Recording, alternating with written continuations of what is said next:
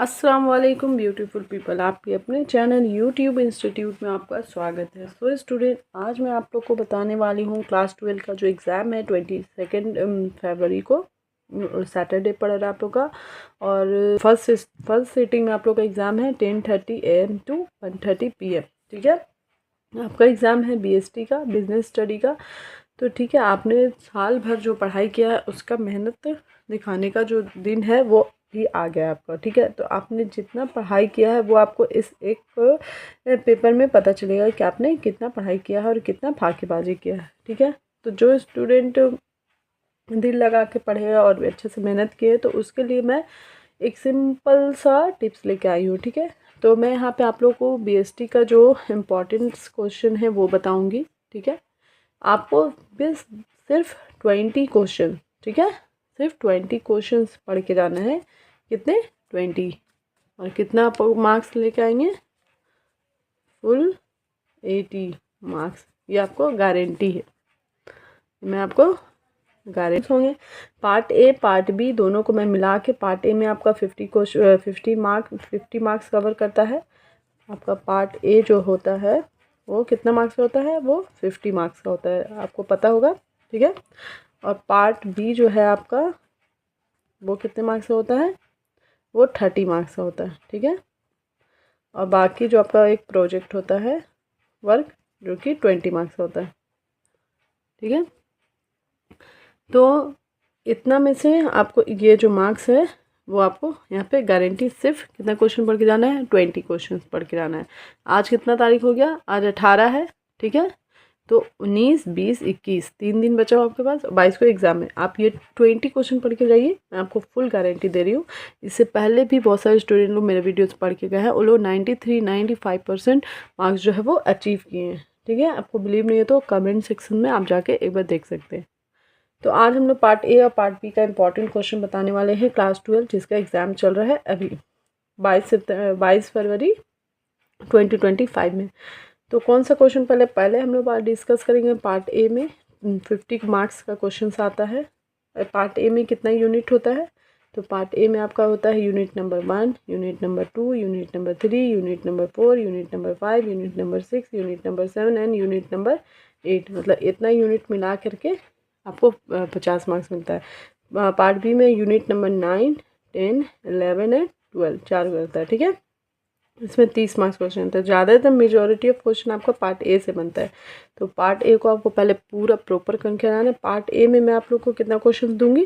Part A में मैं आपको यहाँ पे मैं क्लियर लिखती हूँ। ठीक है, पार्ट ए में 50 मार्क्स आता है, कवर अप करना है। इसमें आपको सिर्फ 15 क्वेश्चन पढ़ के जाना है। कितना? सिर्फ 15 क्वेश्चंस, उससे ना एक ज़्यादा ना उससे एक कम। ठीक है, और पार्ट बी में आपको 30 मार्क्स का रहता है टोटल। आपको इसमें से सिर्फ 5 क्वेश्चंस जो है वो पढ़ के जाने हैं। कितना? ओनली 5। बहुत सारे स्टूडेंट लोग क्या करते हैं, अंधाधुंध इतना सारा क्वेश्चंस, इतना सारा गेस्ट पेपर, उल्टा फुल्टा बहुत सारा, जिससे आपको क्या होता है, सिर्फ टाइम जो है वो वेस्ट होता है। जब आपको कॉन्सेप्ट क्लियर है, जब आप एक साल पूरा पढ़ चुके हैं, तो आपको एक क्विक रिवीजन चाहिए जिसमें आपको सारा क्वेश्चन जो है वो कवर अप हो जाए। ठीक है, तो आपको मात्र इतना ही क्वेश्चन पढ़ के जाना है 20। ये है स्मार्ट वर्क। ठीक है, हार्ड वर्क करने हम लोग नहीं आते, यहाँ पे हम लोग क्या करते हैं, स्मार्ट वर्क करते हैं। चलिए, पार्ट ए में जो कौन से 15 क्वेश्चन है मैं आपको वो बताने जा रही हूँ। ये है पार्ट 1 का क्वेश्चन नंबर 1। ठीक है, क्वेश्चन नंबर 1 में आपका यूनिट नंबर 1 में क्या है, पहले यूनिट देखिए। पार्ट ए का यूनिट नंबर 1 में आपका कितना सारा टॉपिक है? पार्ट ए का यूनिट नंबर 1 में आपका सबसे पहले है nature and significance of management. ठीक है, क्या है? Nature and significance of management. बहुत सारे स्टूडेंट क्या कहते हैं एग्जाम में, शॉर्ट फॉर्म एग्जाम में कभी भी भूल करके भी नहीं लिखना है। ठीक है, फुल फॉर्म लिखेंगे तो टीचर का इंप्रेशन अच्छा बनेगा और आपका लाइन में ये भरेगा जो, वरना आप ज़्यादा लंबा आंसर लिख के भी आएंगे तो छोटा ही लगेगा आंसर, ठीक है। तो nature and significance of management में क्या पढ़ के जाना है, इसके अंदर हम लोग का 5 टॉपिक है, 1 2 3 4 5। सबसे पहला आप लोग का आता है ऑब्जेक्टिव्स, कॉन्सेप्ट एंड इम्पोर्टेंस, ठीक है। दूसरा टॉपिक आपका आता है मैनेजमेंट फंक्शंस। तीसरा है कोऑर्डिनेशन, इसका कॉन्सेप्ट पढ़ना है। चौथा है आपका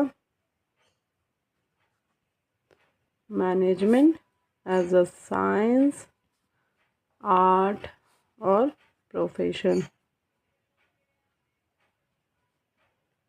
और फिर पांचवा है आपका लेवल्स ऑफ मैनेजमेंट, ठीक है। तो ये जो इतना सारा टॉपिक है यूनिट 1 में, इसमें से आपको सिर्फ और सिर्फ 3 टॉपिक पढ़ के जाना है। यूनिट नंबर 1 में कितना टॉपिक पढ़ के जाना है हम लोग को, सिर्फ 3 टॉपिक पढ़ के जाना है। पहला टॉपिक कौन सा हम लोग पढ़ के जाएंगे, मैनेजमेंट का फंक्शन क्या होता है, ठीक है। ये वाला आपको पढ़ के जाना है, जिसमें मैं ऐसा टिक लगा दे रही हूँ, वो आपको पढ़ के जाना है। मैनेजमेंट का फंक्शन क्या क्या है, फंक्शन है ये है, ठीक है। सबसे पहला क्या है, प्लानिंग। दूसरे नंबर पे यह है डिसीजन मेकिंग। तीसरे नंबर पे है आपका ऑर्गेनाइजिंग। चौथे नंबर पे आपका स्टाफिंग।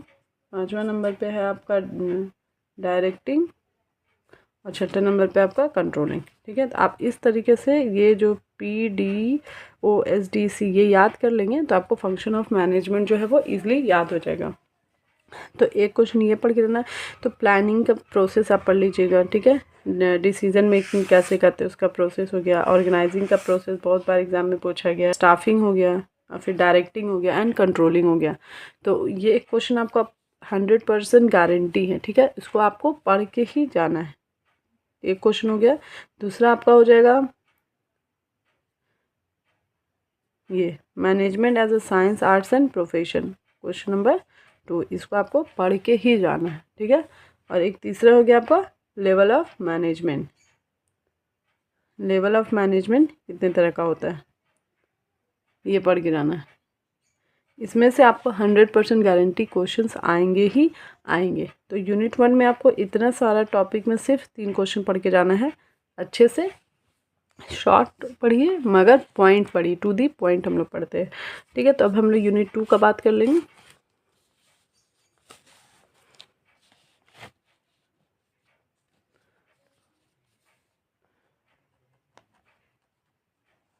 यूनिट 2 में प्रिंसिपल ऑफ मैनेजमेंट है आपका। यूनिट नंबर 2 आपका क्या है, प्रिंसिपल्स ऑफ मैनेजमेंट। ये हम लोग का यूनिट नंबर 2 हो गया। इसके अंदर तीन टॉपिक आता है आपका, आप लोग पढ़े होंगे।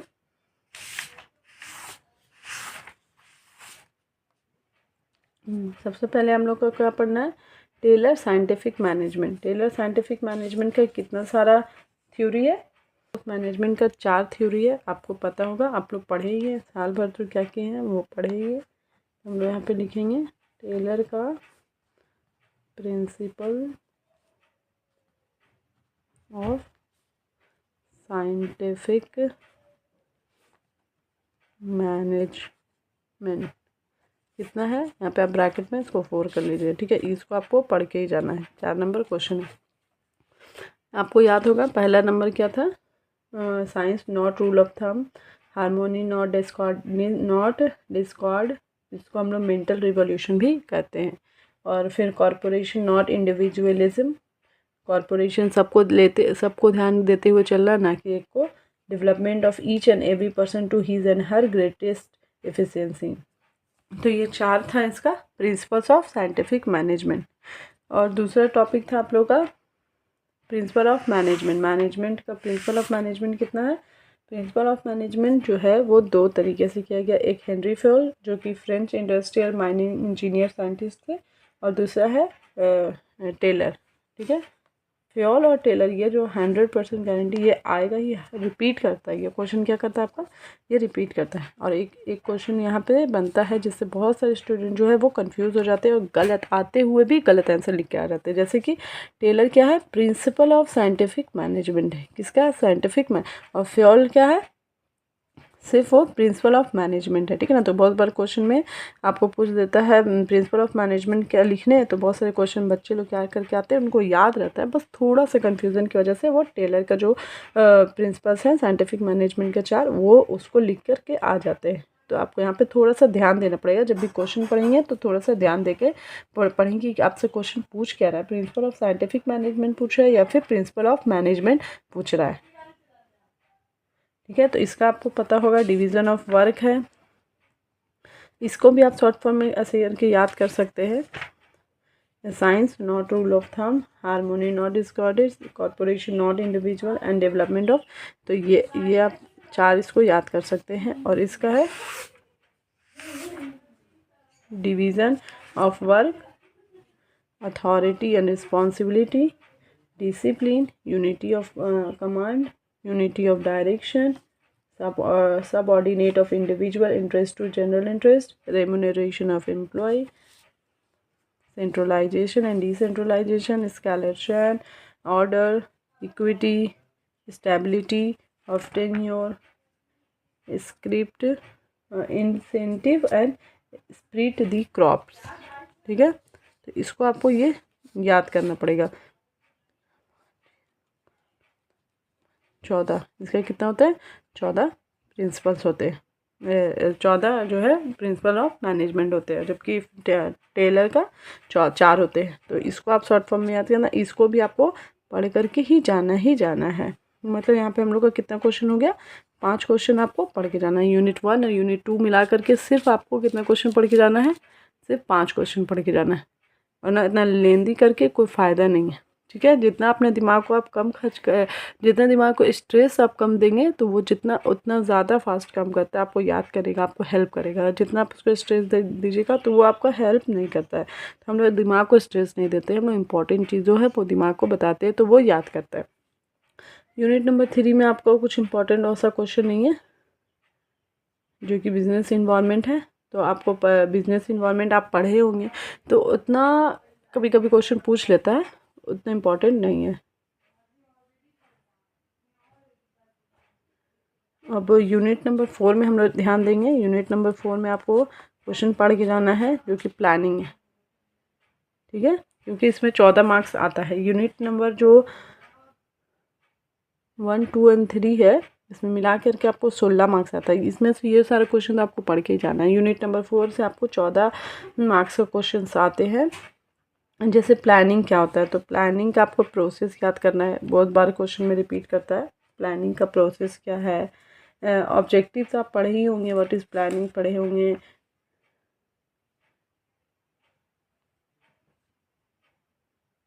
और एक ये क्वेश्चन बनता है कि गुड प्लानिंग कैसे होता है, ठीक है। Single use of standing plan, objective, strategy, policy, process of planning पढ़ के जाइएगा। यूनिट नंबर 4 ख़त्म हो गया आपका।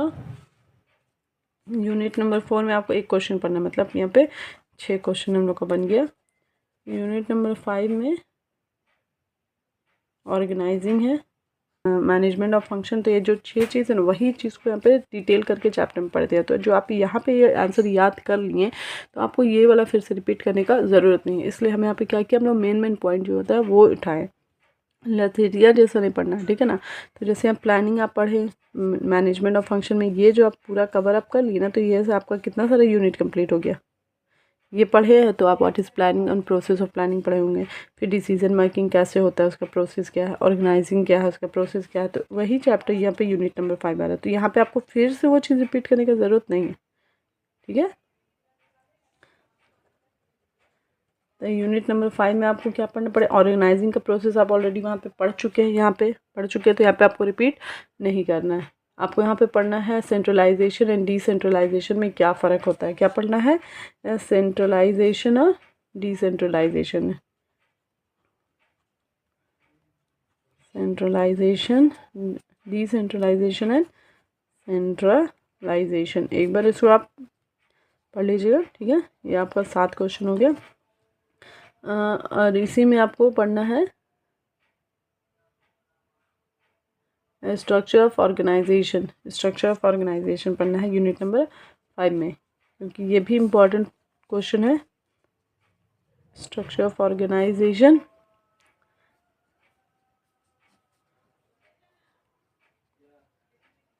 स्ट्रक्चर ऑफ ऑर्गेनाइजेशन में आपका फंक्शनल है, डिविजनल है, ये सारा जो स्ट्रक्चर्स हैं, कॉन्सेप्ट है, फॉर्मेट है, फॉर्मल है, इनफॉर्मल है, और फिर डेलीगेशन ऑफ अथॉरिटी है। तो ये सारा आपको पढ़ना है यूनिट नंबर 5 में। और प्रोसेस ऑर्गेनाइजिंग हम लोग ऑलरेडी पढ़ चुके हैं।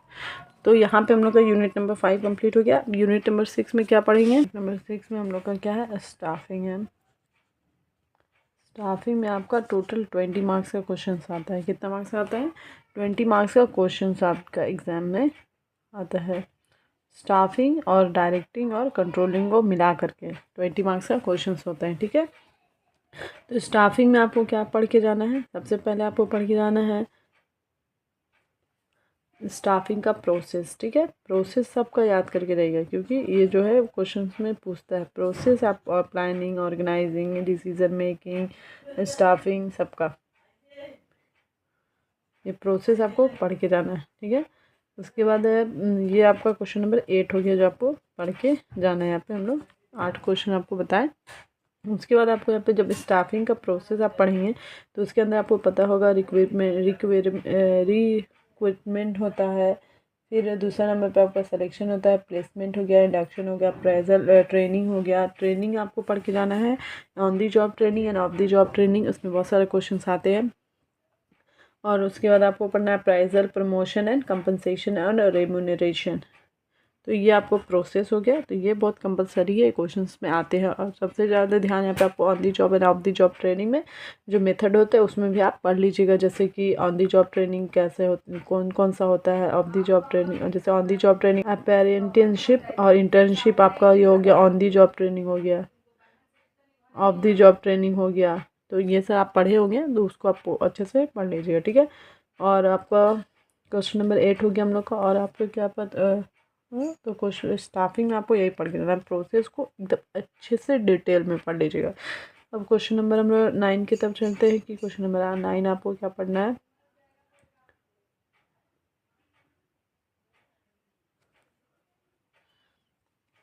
ये जो concept of on the job end of the job training है, इसको आपको पढ़ के जाना है। तो ये अब क्वेश्चन नंबर 9 हो गया, अच्छे से पढ़ लीजिएगा। यूनिट नंबर 7 में हम लोग क्या पढ़ेंगे? आपका डायरेक्टिंग है। यूनिट नंबर 7 जो आपका यूनिट है वो डायरेक्टिंग है। डायरेक्टिंग में आपको पढ़ के जाना है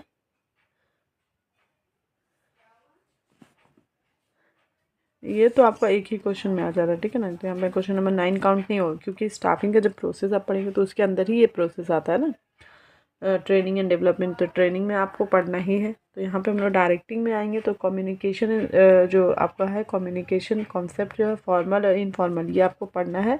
क्या पढ़ना है? कम्युनिकेशन कैसा होना चाहिए, फॉर्मल होना चाहिए कि इनफॉर्मल होना चाहिए, और किसको फॉर्मल और इनफॉर्मल कम्युनिकेशन कहते हैं ये आप पढ़े होंगे। और उसके बाद इसका बैरियर टू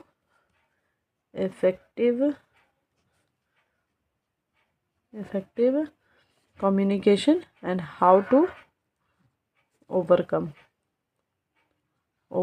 द बैरियर, ठीक है। तो ये क्वेश्चन नंबर हम लोग का क्या हो गया? 9 हो गया। आपको क्या पढ़ के जाना है? एक कम्युनिकेशन, और कम्युनिकेशन में आप पढ़े होंगे फॉर्मल इनफॉर्मल, उसको अच्छे से देख लीजिएगा। बैरियर क्या होता है इफेक्टिव कम्युनिकेशन में, उसको कैसे हम लोग ओवरकम कर सकते हैं। कम से कम 5 पॉइंट भी लिख लेंगे ना, 5 पॉइंट उसको डिटेल में, तो आपको ये जो है टीचर पूरा खुश हो जाएगा, इसका फुल मार्क दे देगा। हाउ टू ओवरकम का 5 पॉइंट पढ़ लीजिए। इफेक्टिव बैरियर इफेक्टिव कैसे हो गया, 5 से 6 पॉइंट, 6 पढ़ के जाइए। मान लीजिए एग्जाम में एक भूल कर भी गए तो आपको 5 याद रहेगा। तो मैक्सिमम मिनिमम आपको 6 याद करके जाना है, ज़्यादा पढ़ सकते हैं। हम आपको यहाँ पे एक स्मार्ट वर्क बता रहे हैं, ठीक है। उसके बाद हम लोग को यहाँ पे क्या पढ़ना है? मोटिवेशन का आप थ्योरी पढ़े होंगे, मैस्लो का थ्योरी, नीड्स ऑफ हायरार्की, और फाइनेंशियल नॉन फाइनेंशियल तो वो आपको एक थ्योरी पढ़ के जाना हो गया। मोटिवेशन का जो है, कैसे हम लोग मोटिवेशन करता था, मैस्लो का हायरार्की थ्योरी आप पढ़े होंगे। तो ये क्वेश्चन नंबर 10 भी आपको यहाँ पे कंपलसरी हो गया। फिर क्वेश्चन नंबर 11 में आपको लीडरशिप का थ्योरी पढ़ के जाना है कि लीडर जो है वो कैसा होना चाहिए, आप पढ़े होंगे। ऑथोरिटेटिव होना चाहिए, डेमोक्रेटिव होना चाहिए। कि ऑथोरिटेटिव मतलब जो सिर्फ जो लीडर है उसका बात सुना जाएगा, बाकी सबका बात नहीं सुना जाएगा। डेमोक्रेटिक हो गया कि दोनों बात सुन करके, उसके पहले जो लीडर है वो आपका एम्प्लॉय का बात सुनता है, उसके बाद वो डिसीजन करता है। और थर्ड आपका है लेजिस, जिसमें जो फेयर, जिसमें जो लीडरशिप होता है, वो लीडर जो होता है वो आप अपना अपना पॉइंट ऑफ व्यू, अपना मेहनत नहीं करता है, वो सब चीज़ किस पे छोड़ देता है, एम्प्लॉय पे छोड़ देता है। तो ये क्वेश्चन नंबर 11 हो गया, ये आपको यहाँ तक पढ़ के जाना है।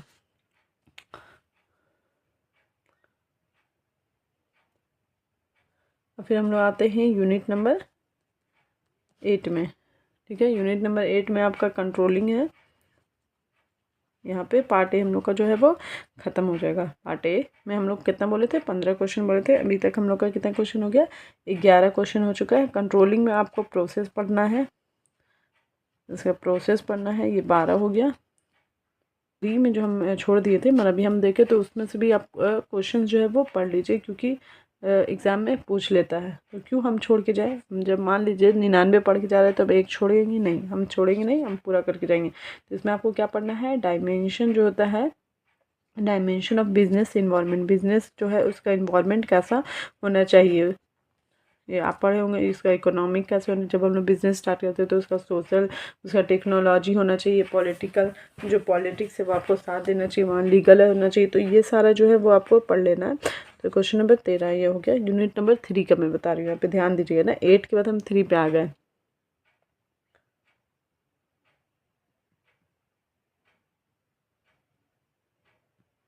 और एक यूनिट नंबर 3 में क्या पढ़ना है, बिजनेस इन्वायरमेंट का कॉन्सेप्ट और इम्पोर्टेंस, कि व्हाट इज़ बिजनेस इन्वायरमेंट। ये भी क्वेश्चन पूछ देता है, व्हाट इज़ बिजनेस इन्वायरमेंट। तो ये क्वेश्चन नंबर 14 हो गया आपका। में कोऑर्डिनेशन मेरा छूट गया, तो ये हो गया आपका 15 क्वेश्चन। ठीक है, बस 15 क्वेश्चन आपको पढ़ के जाना है पार्ट ए में, जबकि आपका पूरा जो 50 मार्क्स है वो कंफर्म हो गया।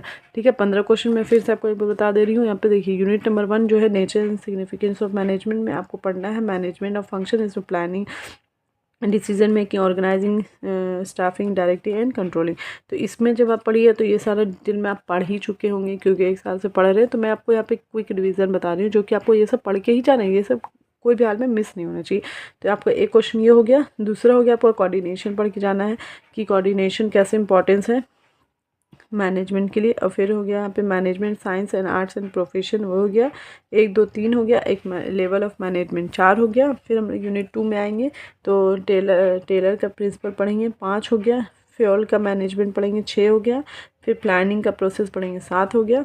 फिर हम लोग यूनिट नंबर 3 में पढ़े, यहाँ पे थोड़ा सा गड़बड़, 3 में डायमेंशन ऑफ बिजनेस, फिर what is the business environment. ठीक है, फिर यूनिट नंबर 4 में आएंगे हम लोग, प्लानिंग का प्रोसेस। फिर यूनिट नंबर 5 में decentralisation, centralisation and structure of organisation.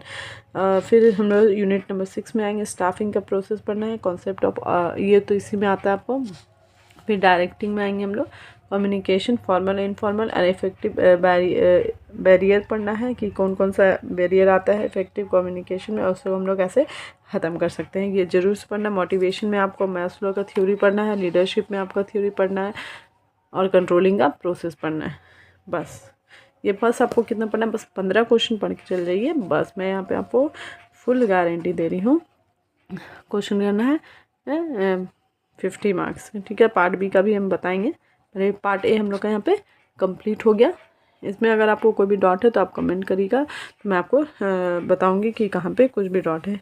बस ये क्वेश्चन 15 आप करके चल जाइए।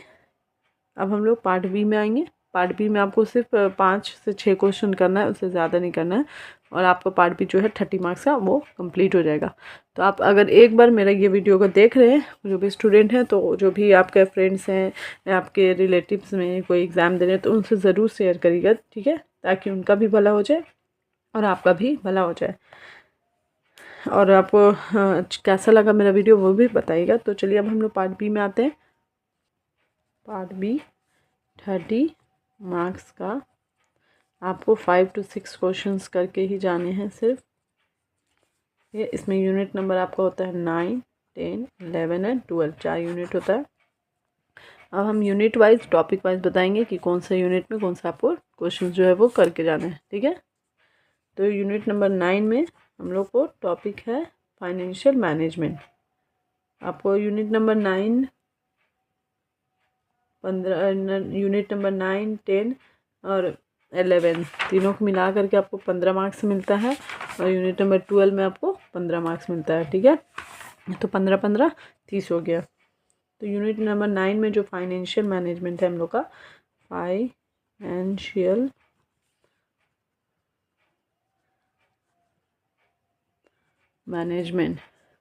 मैनेजमेंट हो गया। इसमें आपको पढ़ के क्या जाना है, इसमें आपको पढ़ना है फिक्स्ड एंड वर्किंग कैपिटल। क्या पढ़ना है? फिक्स्ड एंड, ये आपको शॉर्ट क्वेश्चन में 100% कन्फर्म है कि ये देगा ही देगा, फिक्स्ड एंड वर्किंग कैपिटल। ये आपको पढ़ के जाना है। इसका कॉन्सेप्ट फैक्टर है, क्या इफेक्ट करता है, ये सारा इसको डिटेल में पढ़ लेना, ठीक है ना, इसका सारा चीज़ को। और फिर दूसरा आपको पढ़ना है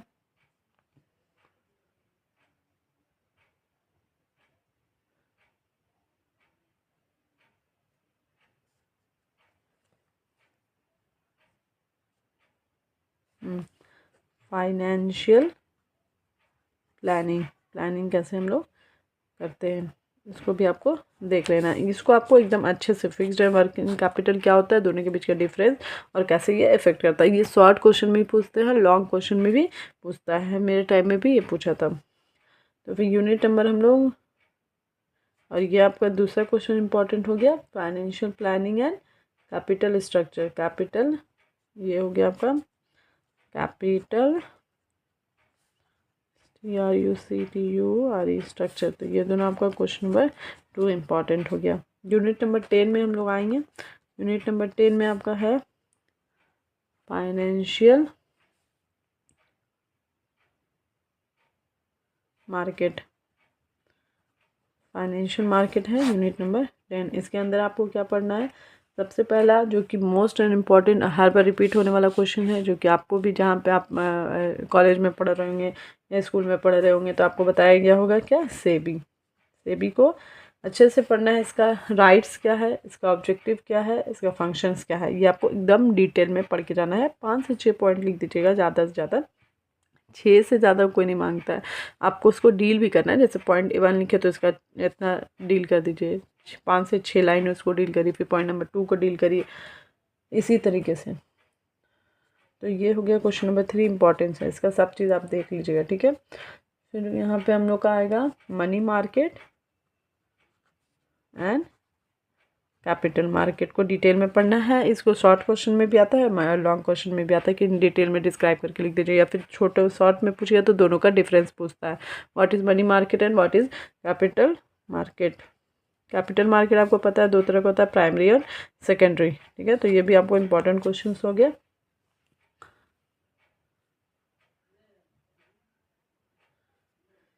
अब यूनिट नंबर 11 में हम लोग आएंगे। यूनिट नंबर 11 में आपका क्या है, मार्केटिंग है।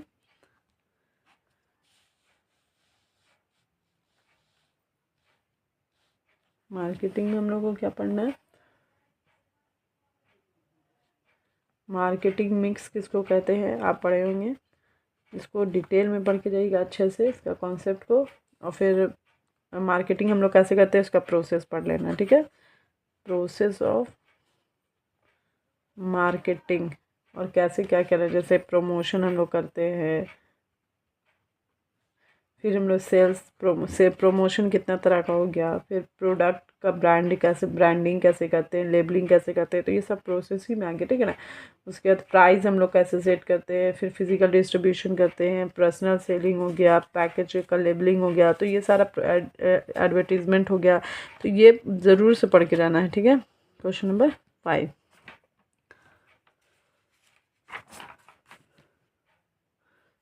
और यहाँ पे हम लोग का लास्ट है यूनिट नंबर 12, जो कि है कंज्यूमर प्रोटेक्शन।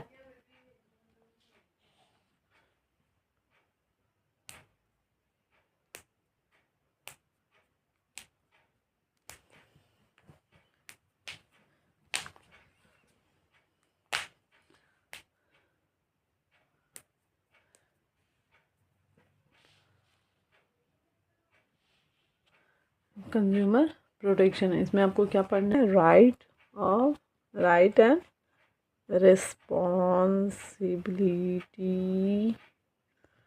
ऑफ कंज्यूमर या फिर कस्टमर। ठीक है,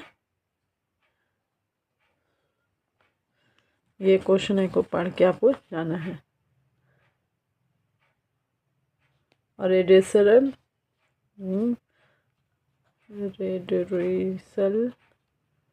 एंड रेमेडीज, ये दोनों पढ़ के जाना है। बस ये दोनों मिला करके आपका 6 क्वेश्चन हो गए। ठीक है ना, इससे ज़्यादा आपको कुछ नहीं पढ़ना है।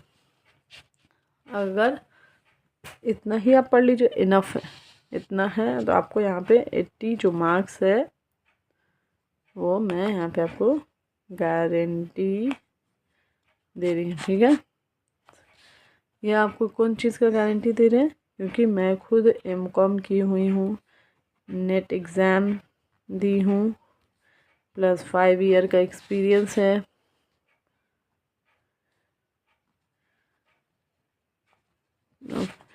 ऑफ टीचिंग का। ठीक है, इतना चीज़ के बेसिस पे मैं आपको यहाँ पे गारंटी दे रही हूँ, गारंटी आपको दे रही हूँ। बस आप कितना क्वेश्चन करके जाइएगा, बस आप 20 क्वेश्चंस करके जाइए। अगर आपको ये क्वेश्चन में नहीं आता है तो अगली बार से आप फिर मत मेरा वीडियो मत देखिएगा। ठीक है, अभी आपको यहाँ पे अगर आपको इसमें कोई भी दिक्कत हो रहा है कि हम ये टॉपिक नहीं पढ़े, वो नहीं पढ़े, तो आप मुझे कमेंट करिएगा, तो मैं एक शॉर्ट वीडियो बना करके आपको डाल दूँगी। क्योंकि अभी तो एग्ज़ाम नज़दीक आ गया तो पूरा डिटेल में पढ़ाना पॉसिबल नहीं है। अगर आपको मेरा वीडियो अच्छा लगा और अगर आप चाहते हैं कि मुझसे BST पढ़े तो आप मुझे कमेंट करिएगा। मैं अभी स्टार्ट करने वाली हूँ जुलाई से 11 एंड 12 का प्रॉपर वीडियो मैं डालूँगी। ठीक है, तो ये दोनों के लिए है, CBSE एंड जैक बोर्ड दोनों के लिए है। जो भी है तो आप लास्ट डे रिवीजन करिए 20 क्वेश्चंस के साथ, और फुल कवर 12 यूनिट सारा चीज़ अभी देखें आप। एक एक चीज़ हम यूनिट वाइज टॉपिक वाइज आपको बताएं हैं। पूरा 12 यूनिट कवर किए हैं, सिर्फ 20 क्वेश्चन 21 क्वेश्चन पढ़ के जाने हैं आपको। बस all the best for your examination my student. और जो मेरे पहले से स्टूडेंट हैं वो लोग के लिए भी, कि अगर आप अपने फ्रेंड्स रिलेटिव्स या फिर कोई भी आपको स्टूडेंट्स हैं तो उनको शेयर करिए ये वीडियो, ताकि वो हेल्पफुल हो उसके लिए और मेरे लिए भी। ठीक है, चलिए बाय बाय।